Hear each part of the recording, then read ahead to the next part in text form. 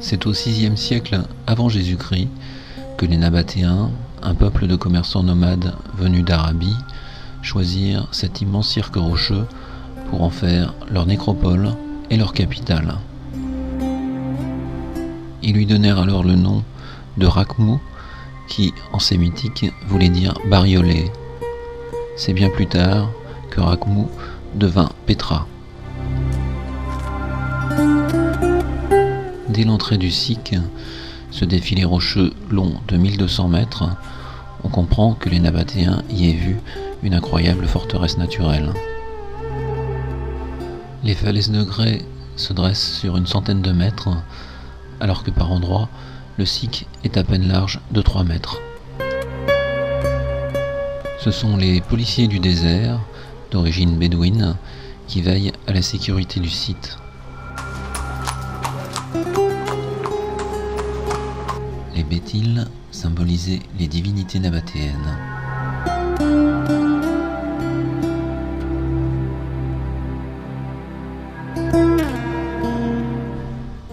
À cet endroit affleure encore une ancienne chaussée pavée.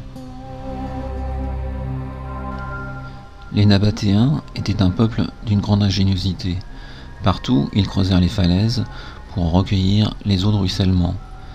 Elles étaient ensuite captées dans un immense réseau de canalisation pour aboutir dans de gigantesques réservoirs.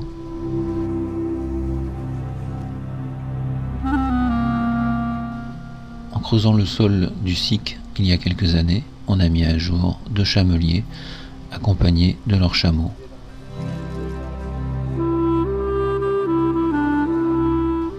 Plus l'on progresse et plus les parois du Sikh se referment, le chemin s'obscurcit jusqu'à ce que tout d'un coup apparaisse l'incroyable façade de la Rasneh. Rasneh signifie trésor. Ce nom lui vient de l'urne qui la surplombe, dans laquelle, selon la légende, un pharaon aurait déposé son trésor. Et les Bédouins prirent l'habitude de tirer au fusil sur l'urne pour essayer de récupérer les pièces d'or. La déesse Isis porte une corde d'abondance. Progressivement, le soleil dévoile la façade de la Rasneh, entièrement sculptée dans la roche.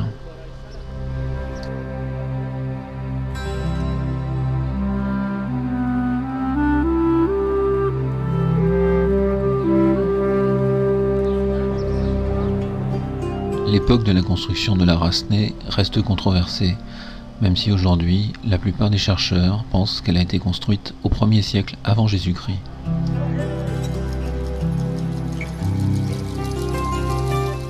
La majesté de la façade a longtemps fait croire qu'il s'agissait d'un temple. Les archéologues voient désormais en la Rasneh le tombeau d'un grand roi nabatéen.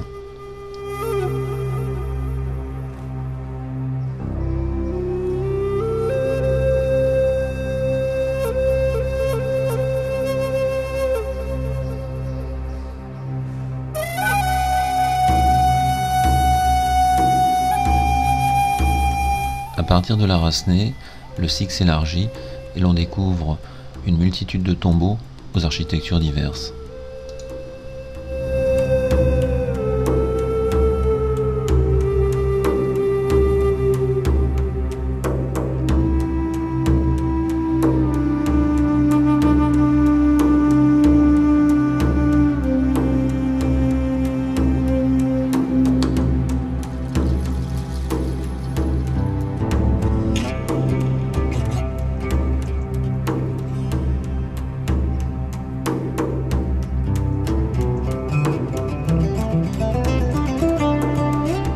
Contrairement à ce qu'on avait longtemps cru, le théâtre de Pétra ne date pas des Romains, mais bien des Nabatéens qui le construisirent au tout début du 1er siècle.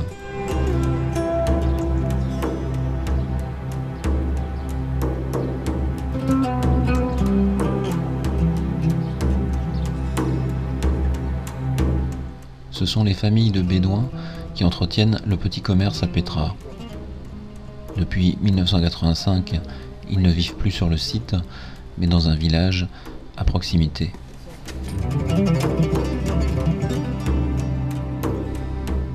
La nécropole royale a été creusée au pied de la falaise de la Kupta.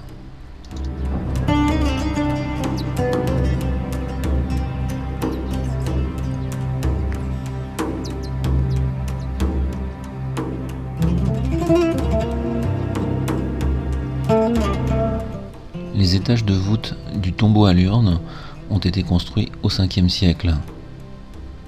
À cette époque, l'évêque de Pétra avait décidé de transformer le tombeau en une cathédrale.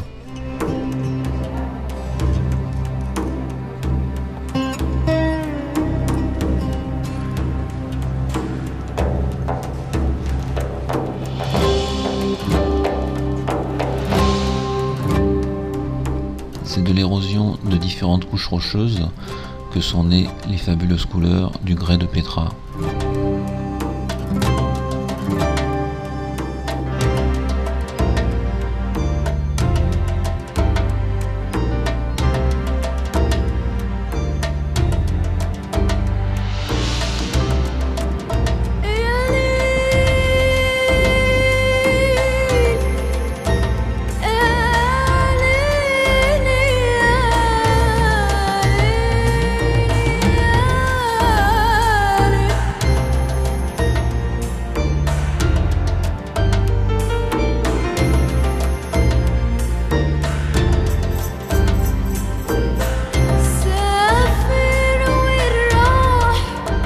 Au pied de la Kupta se succède encore le tombeau de la soie, nommé ainsi à cause de ses couleurs, et la plus grande façade de Pétra, le tombeau-palais, supposé ressembler à un palais romain.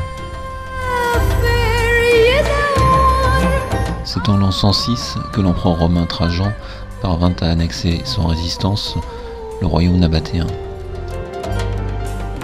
Au cœur du cirque de Pétra, les Romains tracèrent une large voie à colonnades sur les restes d'anciennes maisons nabatéennes. Au milieu du cardo, cet escalier monumental conduisait à une vaste esplanade dont on ne sait aujourd'hui si elle était occupée par un temple ou par un bâtiment civil. Le Qasr al-Bint veut dire château de la jeune fille.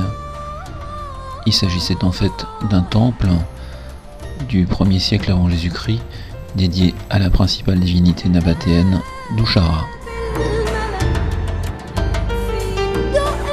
C'est seulement en 1990 que cette église byzantine fut mise à jour par une équipe d'archéologues américains. L'église a conservé de belles mosaïques byzantines et en décembre 1993, les archéologues y découvrirent un lot de 140 papyrus, documents juridiques d'une grande famille de Pétra. Ils comprenaient des contrats, des testaments, des actes de vente, des reçus de paiement, le tout rédigé en grec du VIe siècle. C'était tout simplement la plus importante découverte d'écrits antiques jamais réalisée en Jordanie.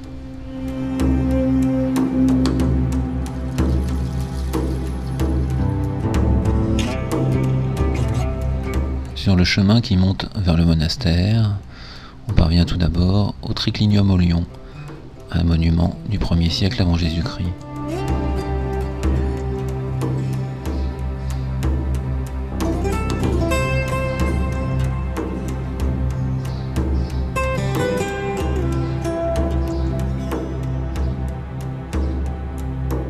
Passé le Triclinium, le chemin continue de monter. L'ascension prend environ 3 quarts d'heure.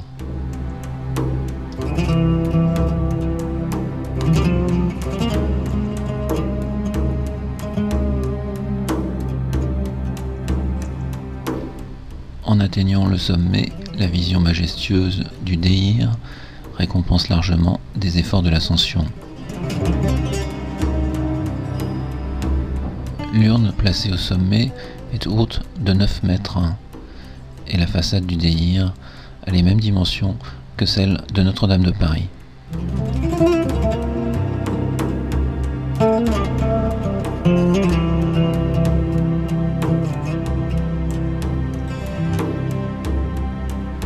On sait aujourd'hui que ce monument très isolé n'était pas un tombeau, mais plutôt un lieu de culte où se réunissaient des confréries religieuses.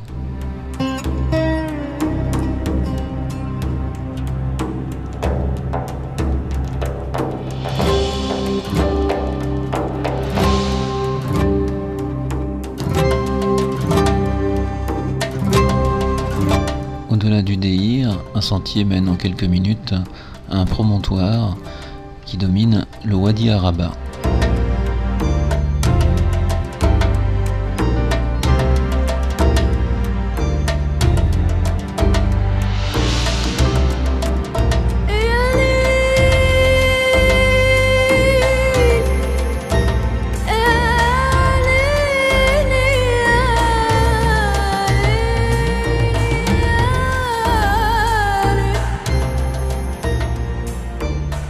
Une fois descendu du Déhir, j'ai retraversé le cirque rocheux de Petra pour m'attaquer cette fois à l'ascension du Djebel Al-Kubta.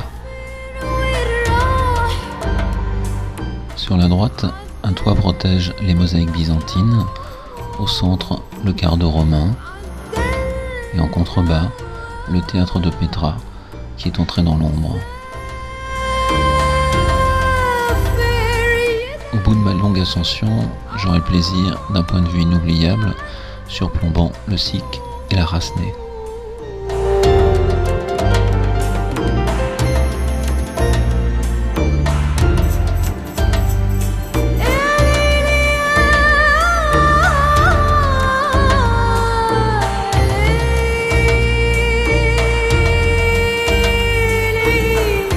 Il me fallut 1 heure de redescente pour revenir face à la Rasnée. D'où qu'on la regarde, cette façade creusée dans le roc captive, et je me suis retourné une dernière fois avant de repartir à travers le Sik.